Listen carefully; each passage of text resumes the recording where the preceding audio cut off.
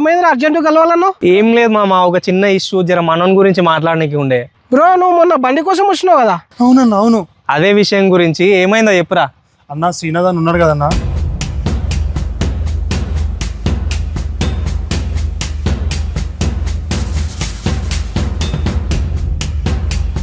మన బండి అమ్మేసిండ్రా. నేను మనోన్ దగ్గర 10,000 తీసుకొని రిపేర్ చేసుకున్నా. ఇది ఎక్కడి న్యాయం అన్నా?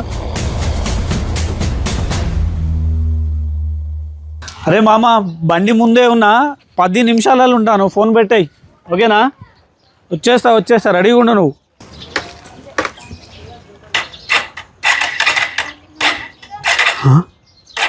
ఇదేంద్రా, బండి స్టార్ట్ అవుతలేదు. ముందనే 10,000 పెట్టి చేయించిన కాదురా నాయన.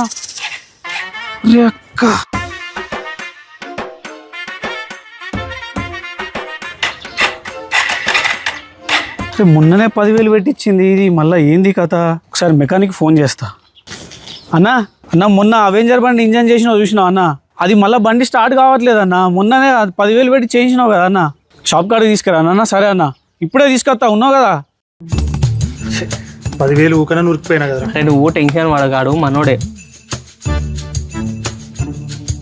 అమ్మా ఏం బండి రా ఇంత బాధ పెడుతుంది నాయన.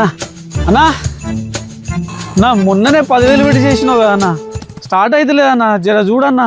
సరేనా, నేను చేసి పెడతా. ఆ బండి అయిపోయినాక ఫోన్ చేస్తే వచ్చి తీసుకొని పో, సరేనా? జర తొందరగా చూడన్నా. సరేనా, నేను చేస్తా పో. హలో మామ చెప్పరా. అరే ప్రవీణ్, బండి వచ్చిందిరా. వచ్చిందరా బండి? ఎలాగో నా దగ్గరనే కదా బండి చేయించుకుంది. సో ఏం చేద్దామంటే నేను చెప్పిన దగ్గర ప్లగ్ తీసేసి ఆ బండి ఎంత కొట్టుకున్నా బండి స్టార్ట్ కాదు.